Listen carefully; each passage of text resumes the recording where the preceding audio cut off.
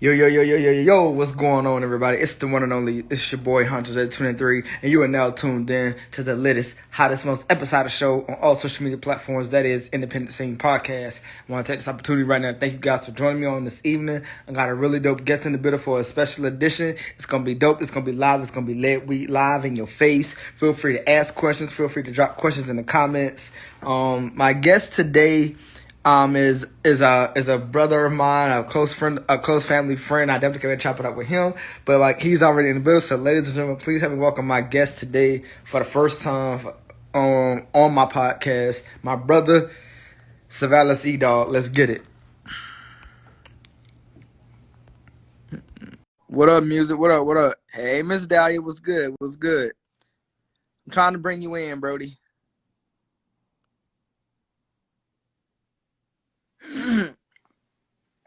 How everybody doing? Everybody good? Everybody good? I hope everybody's having a good today Friday. Yes, I hope everybody's having a great Friday, the whole 9 yards. You know what I'm saying? I'm trying to enjoy my Friday as well, you know what I'm saying? Hope everybody's Friday is going well. Hit the bro, send me where it says join, I mean not join, but yeah, request to be added. Hit that button, bro. Word, I'm great. That's what's up. That's what's up. That's what's up. Glad you're doing great. Glad you're doing wonderful. Music, what's going on with you, brother? Trying to get you in, bro. Hit the request button. Or either go back out and come back in. Try to go out and come back in, and then we're gonna try it again. But yeah, man, like I said, I am your host for this podcast. I'm glad to be before y'all once again. You know what I'm saying? It's always a pleasure. Like I said, I recently dropped two episodes yesterday.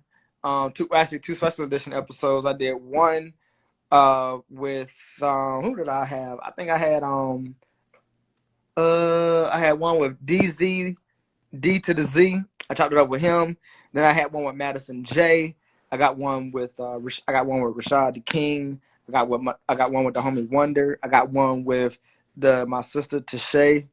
I'm not Tashay. XL. I mean, sorry, excuse me, my fault. Correction.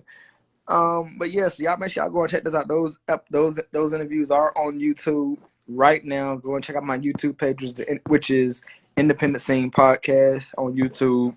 You can find all of my most current and recent interviews on that. You say you don't see a request button? Hold on. Go out, bro. Go out and come back in. Go out and come back in. Because it's saying you may have to update your thing or something. So try to update it real quick and then come back. But yeah, like I said, my guest, he's mad cool. You know what I'm saying? Him and I share a very, very common interests. So I definitely can't wait to chop it up with you guys about that, and him sharing his the same common thing that I haven't, I have also. So we got a lot to talk about. You know what I'm saying? We're gonna wait. We're gonna get him right. We're gonna get him in here. You know what I'm saying? And then we're gonna get the show started. So we just waiting on him to go out and come back in. Once he goes out, come back in, then we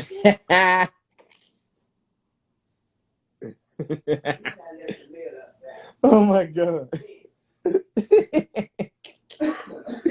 Scared us so.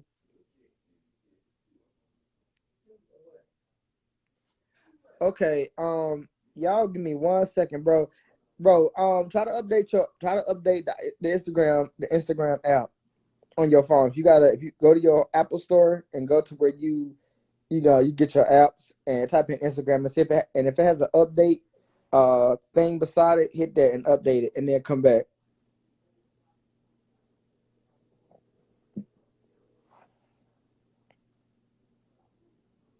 And I said that should work. But Miss Dahlia, how's the poetry going? How's the poems and all that stuff going?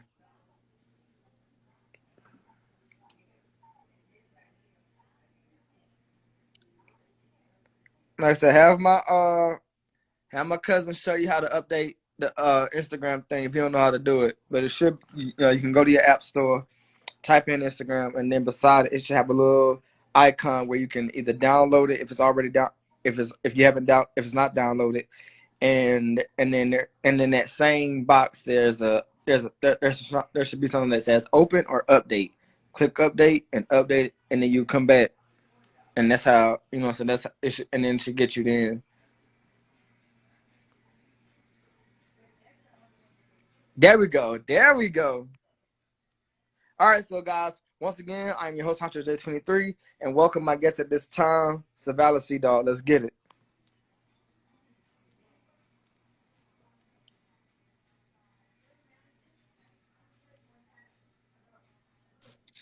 What's up, bro? What's up, man? What's going on, man? Long time no see. How you been? Man, I'm good, man. I'm good. That's what's up, man. That's what's up, man. First of all, let me just welcome you to the platform, man. Definitely a pleasure to, finally be able to chop it up with you, man. But I'm gonna stop talking so that way you can introduce yourself to the people, and then we're gonna jump right into it. Hey, thanks. But my name, I'm Savalas. I'm the kingpin of wrestling. They call me Dawg. Been wrestling for about 20 years now. Just been doing a lot of traveling, beating up people, getting beat up. Okay. All right, well, we definitely appreciate you, man, as always. So you're always welcome to the platform, man. All right, so first things first, we gotta talk about the of course the elephant room, the obvious, the name, Dawg. Where did the name Dawg come from? But when I first started wrestling, man, I went through. You go through so many name changes to try and find your character. Right. You need to find yourself, and man, my first character that I called myself was Stone Cold Dwayne Austin. Just coming up with stuff, and then I just decided to take my last name, took my first initial last name, Dawg. Okay. So, and it's funny because, like you said, you got so many names out here when you're trying to, when you get into the business and you're trying to find that name that'll stick with everybody. Once you find it, you stick with it, then everybody starts, chanting that name. So. Oh yeah. Yeah, man. So, talk us a little bit about your love and your passion for wrestling. What got you into wrestling, man? Man, I've been watching wrestling since my grandmama got me into it. Okay.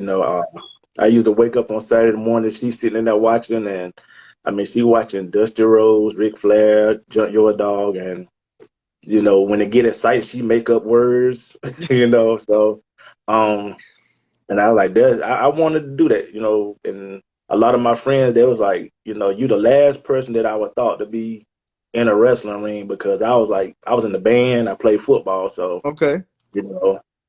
That's where it all started at. Okay. Now, real quick, tell us who has been some of your favorite wrestlers growing up that you grew up watching? I like Hot Stuff Eddie Gilbert, the Freebirds. I was liking the Undertaker. Okay. And my character is based off New Jack. Okay. He just passed. But my character was based off him.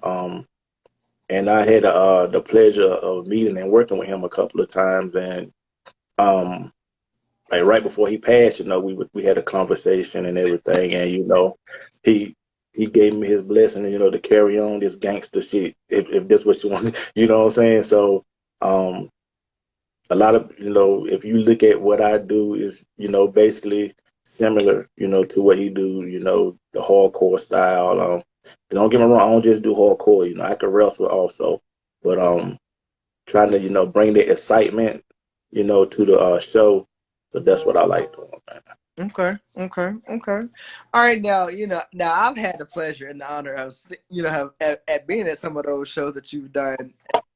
It's almost like surreal because when you see it, of course, on TV, it's like, man, okay, it's cool. You see it on TV, but in person, it's like you literally out there, doing your thing, getting thrown over top ropes and jumping on ropes. Yeah, it's spectacle. You know what I'm saying? So yeah.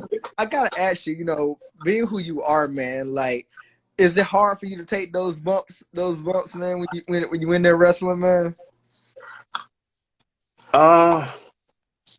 You don't really think about it at the time because your adrenaline going, and of course, I feel it afterwards. Like during the show, I don't feel the pain and everything.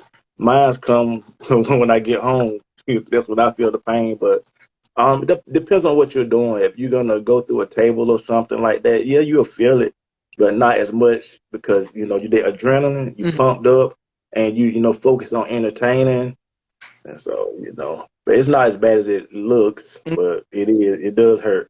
Right, right. Now I must say this too, bro, because like I said again, I've had the pleasure of being in some of those events, and to see you move the way you move, the way you're, like you said, your adrenaline, and the way it's set up, it's amazing. Because most guys your size, you wouldn't expect to be, get clown on top on ropes and stuff like that. But it's almost like it's almost like being being in a superweight class, being able to move and have that fast ability. So that's amazing. Yeah. So, what did it take for you to get that momentum and that ability going?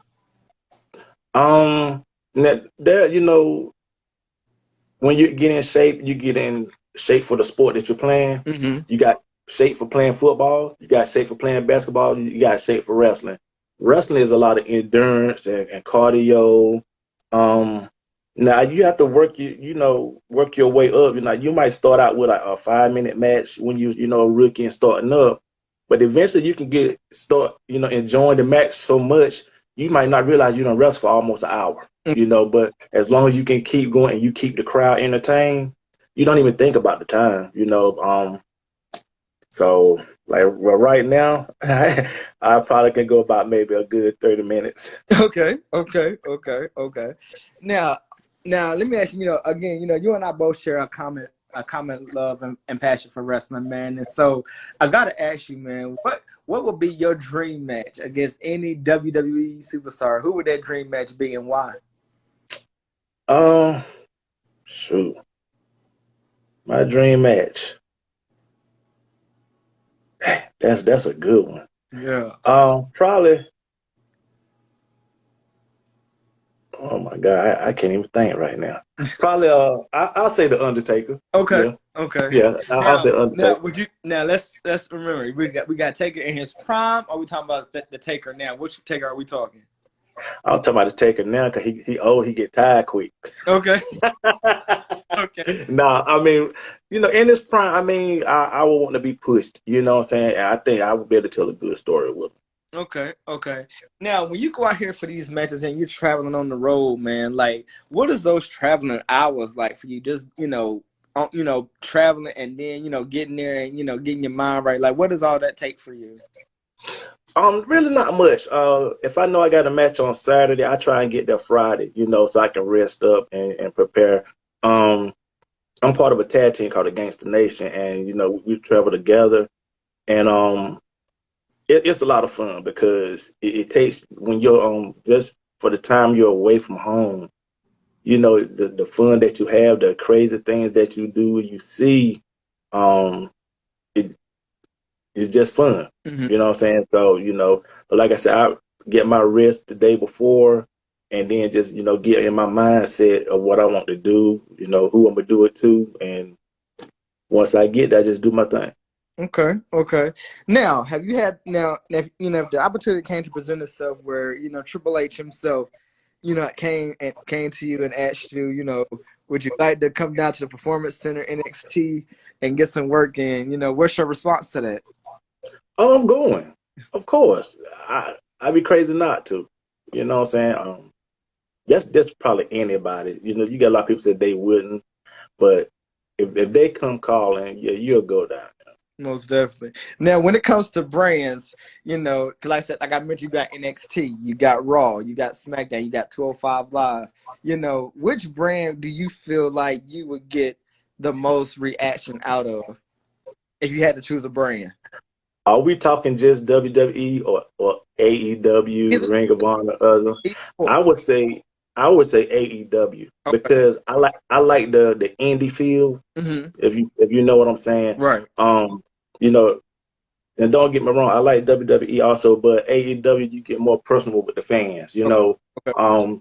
Just the show that you went to. Right. That's the kind of feel that you would get from that show because it's more. I would say the indie scene, you're more personal with the fans. You don't have all the don't do this, don't do that, or whatever. Once the match is over, I can go out there and sit with the fans and talk to them or whatever, and be me. Right. Okay. Now let me ask you, man, what's the most craziest of the craziest wrestling match you done had with somebody, man?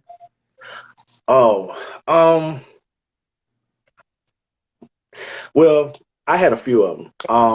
The guy that got me in the wrestling, his name Cornelius Jones, but me and him, like, we was in a wrestling federation called Thunder Wrestling Federation down in Jacksonville, Florida, and he was a champion. We wrestled like for a whole year. I was chasing the belt, and we wrestled tables matches, flaming table matches, ladder matches.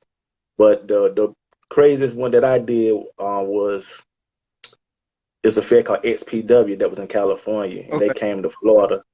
And I got a call from one of my friends.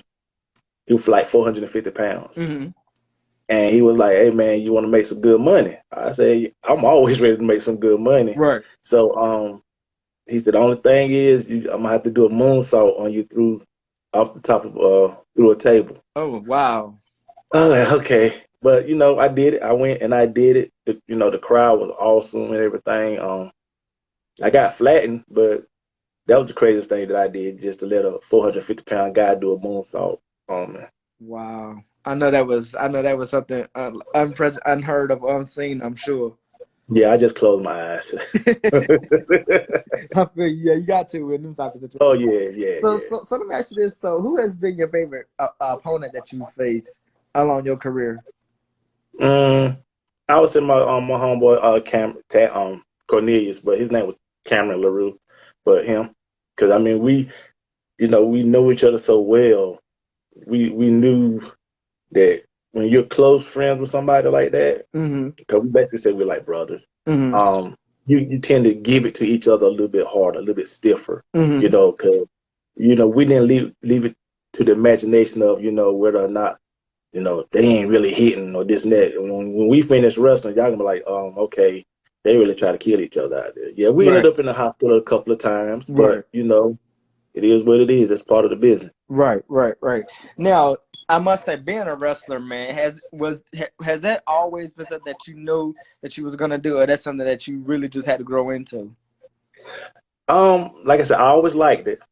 I think I just needed the opportunity, and it arose. I was a soldier at Fort Stewart in Georgia, and wrestling came, and I went to the show, and that's where I met Cam.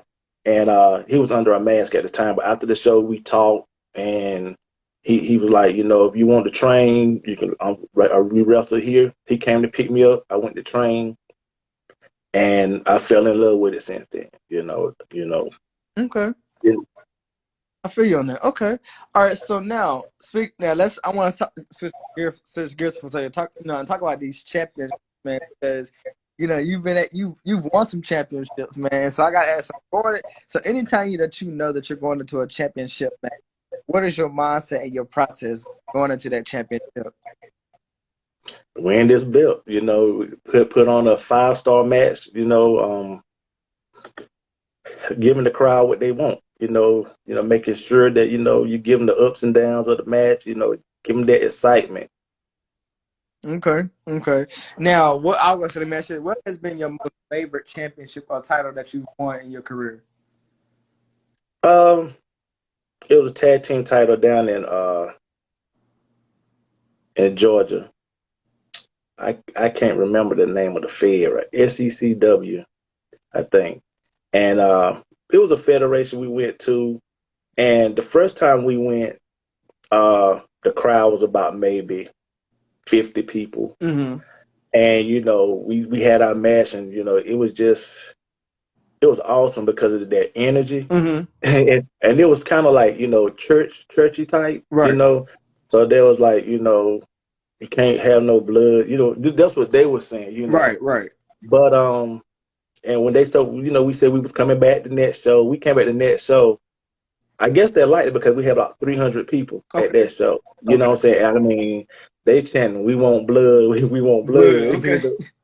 But we ended up winning the titles that night. And I mean, the way they responded was out of this world, man. Wow. Wow. That's amazing, man. Because like I say, you never know what you're gonna get when you're stepping into that kind of arena, man. So Yeah, anytime you're in yeah, the arena, you always can expect the unexpected. yeah. I think the more people that's there, I think that's the harder you go. It's just like, okay, let me do this right here. And I've done things that I never thought I would do before. During the match, but when the crowd is responding to you, you think of things to do. Right, right. You got to have that creativity. You know what I mean? Yeah, yeah, yeah. Let me ask you this: so when it comes to storyline, because I'm pretty sure you've been in several of them. Going into a storyline, there again, I want to get your thoughts on, what does it take for you to get to? How do you get prepared mentally, physically, literally, to go into a storyline that's involving yourself? For one, the storyline got to make sense for whoever I'm working with. If I'm going, so like if I'm chasing a title, we want to build up to me. If I'm going to win it, we want to build up to it. A few matches where I come close to winning but lose, or Mm-hmm. time limit. But then we get to the big one where okay, it's time. Then when I do win the belt, it just means that much more to the people. Okay, okay. Now, would you consider yourself more of a baby face or a heel? I can do either, but the fans won't let me be healed. Okay. The music that I come out to DMX where the hood at, and it's just as soon as my music hit, they chant, they cheering. So I'm just like, I can't come out and shut up because regardless of what I do, Right, they're gonna cheer anyway. right. Right. So have you had that thought? Even considering that you've been a babyface for so long, have you had those thoughts about turning heel and and having more of that edgier side to yourself? Well, I was here one time, and Okay. it was as a matter of fact, it was in my hometown. Okay. And you know, uh, it's hard to be a heel in your hometown, so you have to think of things to do. Right. You know, and with that, I got friends, I got family there, and everything. So I'm like, what do I do to Yeah. get these people to turn on me? So I'm thinking up until then, until when I come out. I see a little girl over there. Uh-huh. I think she got a hot dog. So I go there, snatch a hot dog, and I eat it. She start crying. I go to the next table. I see somebody with a bag of chips on the table. I smash the chips, And so after that, I mean, they were pretty much, not liking me. Okay. And then I fought the champion, which was over. He was a big baby face. Okay. And after he had his family there, Mm-hmm. and at the end of the match, which was the main event, we blooded him up.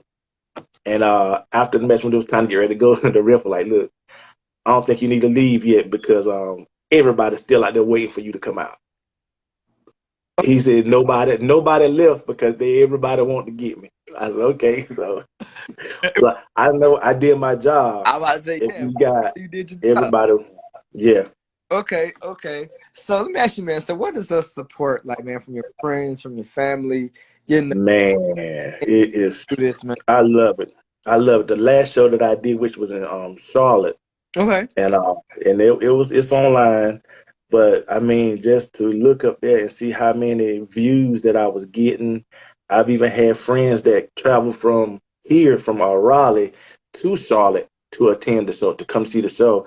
And when I was looking at that, seeing their reaction, them wanting to get in the ring and get the guy that I was fighting, Yeah. um, I seen my mom put one of the wrestlers in the headlock after the show, Oh, because it was just, I mean, it's awesome to get that support from your people, man. most definitely, most definitely. Now, has there been anybody in AEW or WWE that you would love to work with? I actually worked my very when I left the first Fed I went to, the next Fed I went to, I wrestled Jimmy Valiant. Uh, when I was at Fort Stewart, I wrestled Jay the Snake Roberts. Okay. Yeah, and he put the snake on me. And I've been lucky enough, as far as I know, because at that time, I met Nikita Koloff. Okay. Now that was one of my dreams, just to take a wrist and silker from him. And um, it was in Atlanta, and there was a Christian camp, and they had a show. I went to it and everything, and I ended up, cornering one of the preachers in the corner because I'm the thug. Right, right. And when I turn around, here come Nikita with that wrist and silker. I made it look good. I turned the flip. But yeah, that was like one of my dreams, and it happened. So I'm happy about that. Okay, okay. Now give us your number one favorite wrestling match of all time. All time.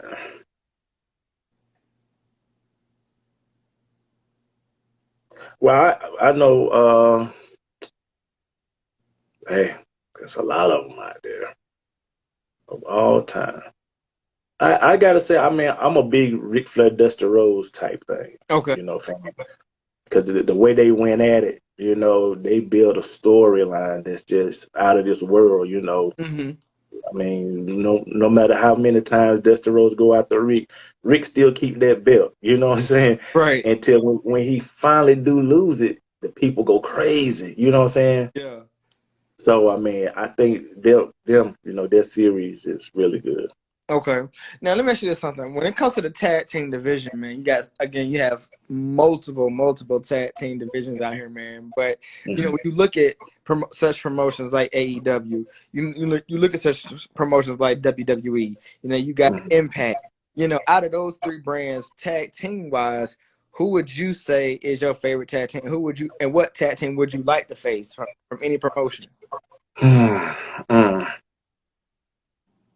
Let's see. Oof. AEW, those guys do a lot of flips. I would say I would take on the Gangster Nation versus LAX. Okay. Okay. That's like straight modern gang warfare right there. Okay. See that. I can see that. I can see that going down. Okay. Now, when it comes to who your favorite tag team is, who is your favorite tag team?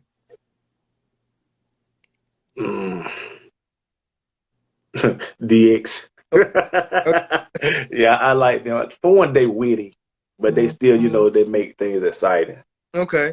Now let me ask you something, man. When you grew up watching this stuff, man, and you saw all the different rivalries, all of the baby face turns, the heel turns, man. Like, Yeah. knowing that you was building yourself up to be a wrestler, was there something in your mind that said, "Yo, this is gonna be me," going down the same journey, having these rivalries with this one and that one, and having to Mm-hmm. be baby face and heel. Like, what was that?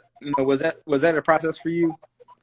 No, I mean, cause it's just like I said, New Jack was my I mean, like I liked all the wrestlers, but it was just the excitement that he brought when his music hit, and I was like, and then me and my son was watching him, and you know, every time ECW came on, we was waiting for him to come out, and when I finally did get to meet him in Jacksonville, Florida, it was just like, oh shoot, that's what I'm saying. Yeah. And but he was down to earth, crazy and stuff like that. He was cool,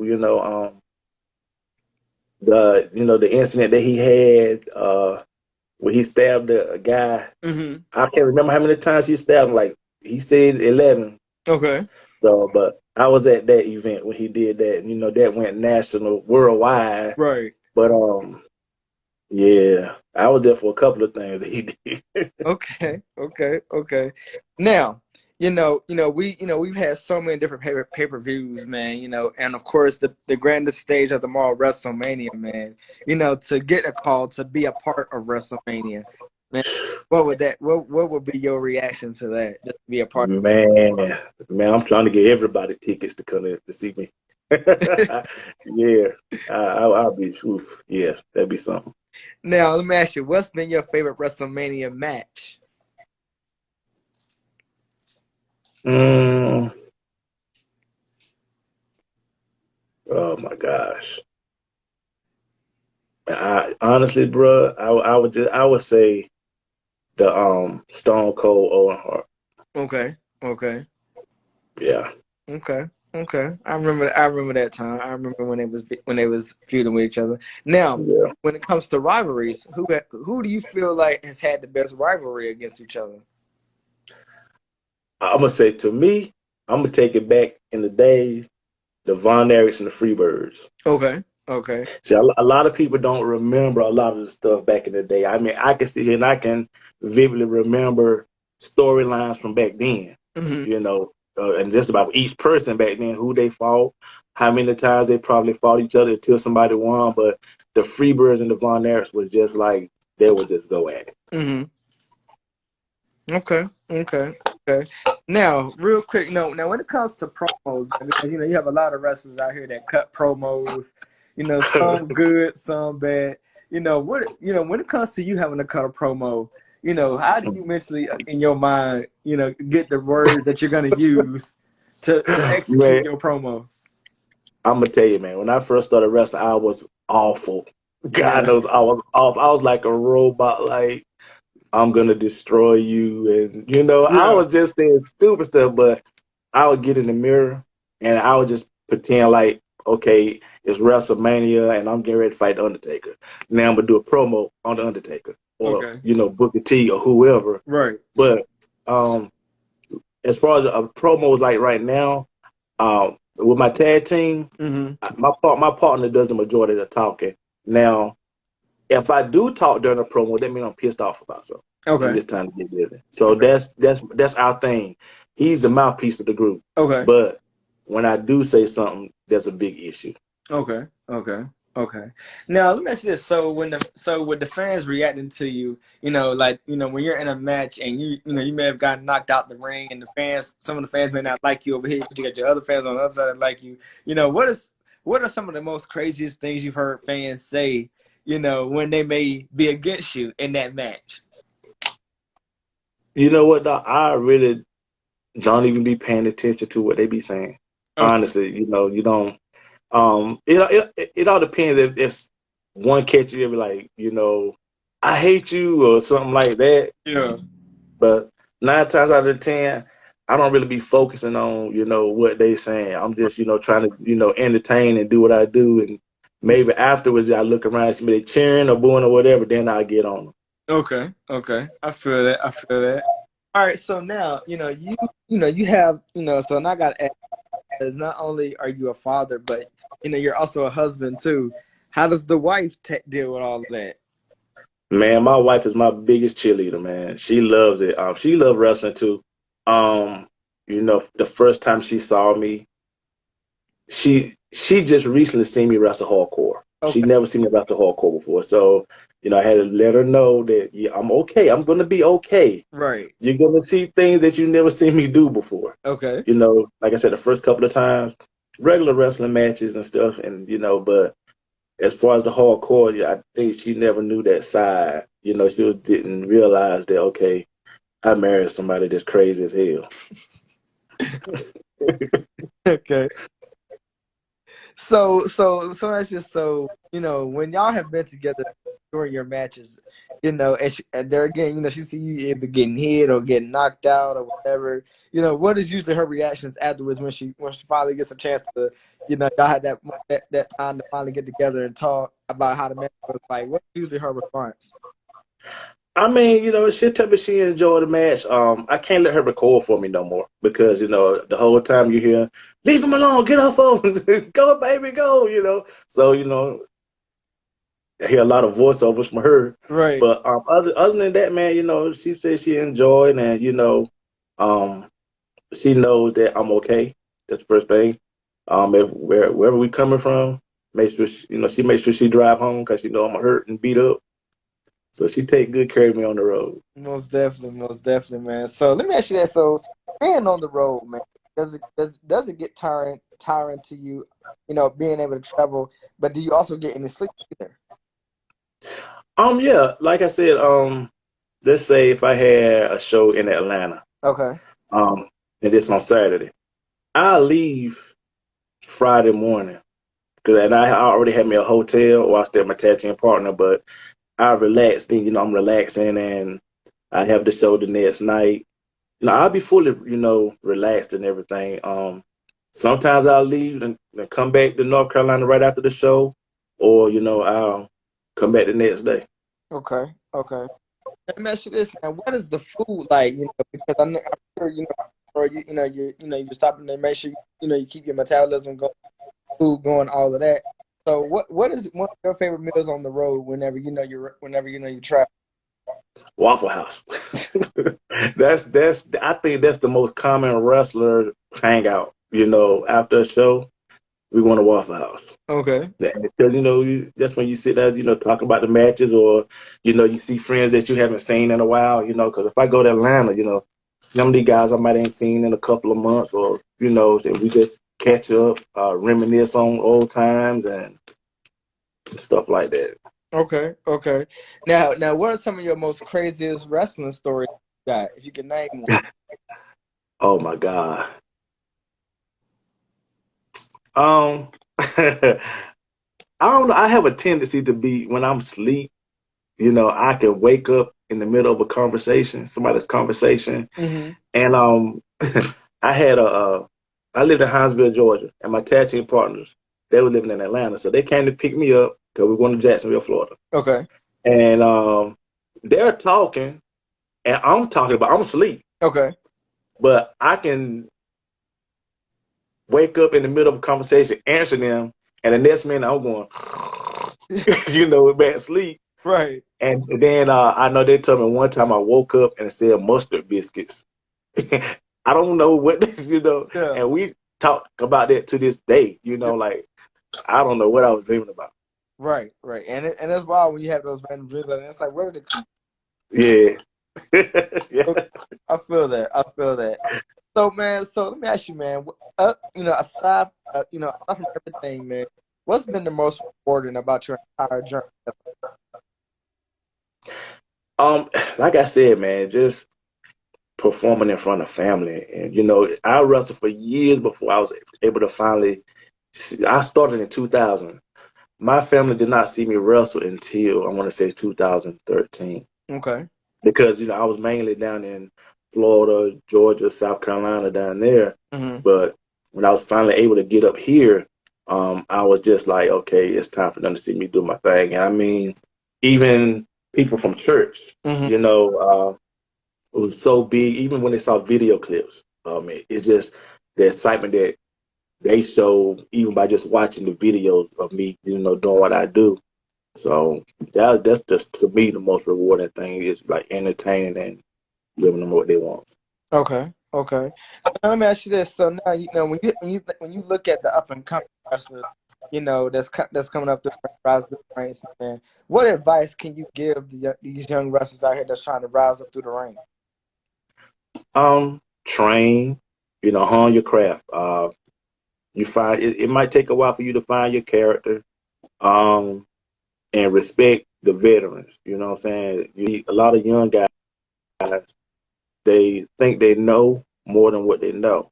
And then, they get in the ring, and then if they mess up, now you got a vet to deal with, in the ring. They might take care of it in the ring, which is called a shoot.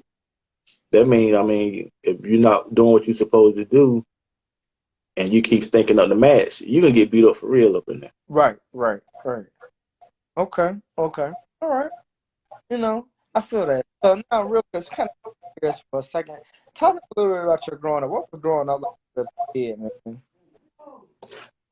Shoot, man. I'm the oldest of three brothers and a sister, man.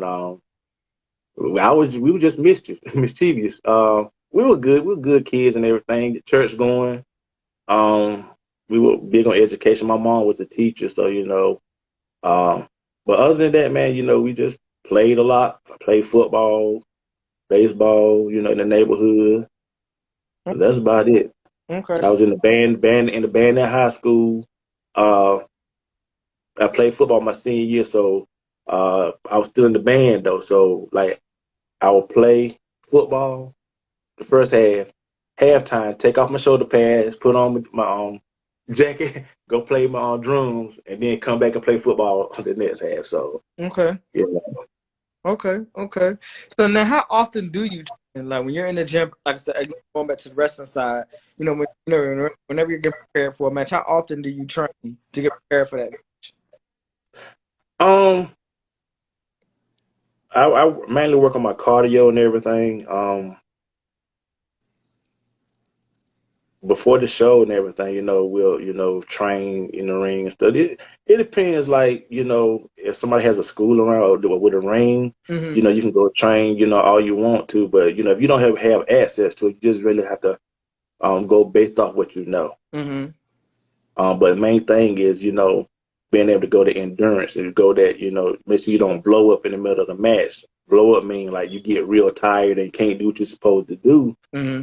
That the match a little bad. But as long as you got that cardio going, you lift a little bit of weights, to get your strength to be able to lift somebody up, you'll be all right.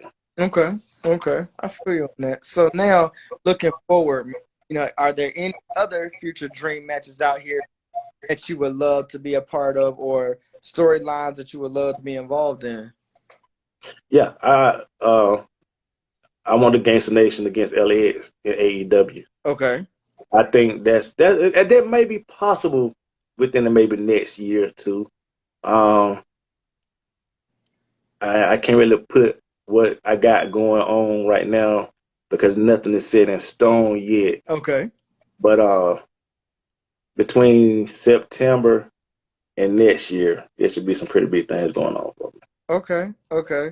Now, again, going back a little bit, growing up as a kid, being a big fan of wrestling, man, what was it like going to the shows for you? Like going to the shows for yourself and actually seeing, the carnage that these guys bring and all the hard work that they leave out there in the ring. Man, I used to see Wahoo McDaniel and Dusty Rhodes and Ric Flair, and then just the stuff they was doing, man. I mean, those were real tough guys. Right. You look at them, you like, okay. I look at now back in the days of how they perform as to how they perform today. Mm-hmm. Back then, we didn't have the internet, all Right. that, Right. knowing what's gonna happen and all Right. that. You didn't have that. Right. So, if you see when you saw Ric Flair, you didn't see Dusty Rhodes Right. because they are rivals. Right. They're not supposed to be hanging out together. Right. You know what I'm saying? Right. But these days, everybody know. I mean, you go to a WWE show, you might see The Rock and Stone Cold walking beside each other, Right. going out. They're supposed to have a match tonight. Right. That's stuff you don't do Right. now. But that was just an example. I ain't say they did that, but that was just an example. Right. Okay. So now my last two things I want to kind of get into, man, is aside from the wrestling, are there any other dreams and goals and passions that you have set for yourself that you want to accomplish before the year 2021 ends? Well, right now I'm assistant coach of this female football team, flag football team, gridiron game. I want us to win the championship. That's one of the main things. Other than that, I want to help local artists get on, music wise. Okay. There's not a lot of platforms for them to get out there like that. So I just want to find a way that I can, help them get on. Most definitely. Well, listen, you talking to the guy that does the music stuff, so Yeah. Oh yeah, we got to talk. yeah, we definitely got to talk. I could definitely, put you in with some people. You know what I'm saying? Okay. Yeah. All right. So now, strip away E-Dawg, strip away the wrestler, strip away all of that.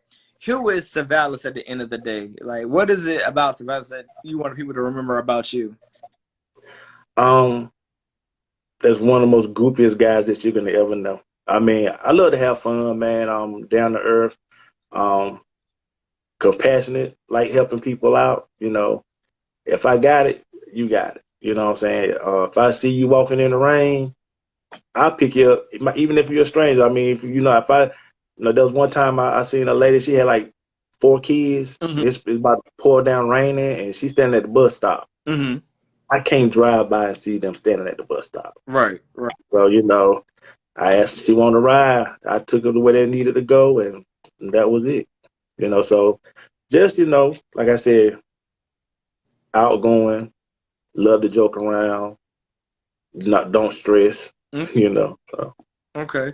Now let me ask you this. So now I want to ask you this because when due to this pandemic, we had the fans on screen. We were seeing them all on screen, but now that kind of the world has kind of opened back up a little bit, and Mm-hmm. and now the fans are able to be back, man. Like, what is your response? Do you feel like do you feel like it's the timing is right now, or do you feel like it was too early?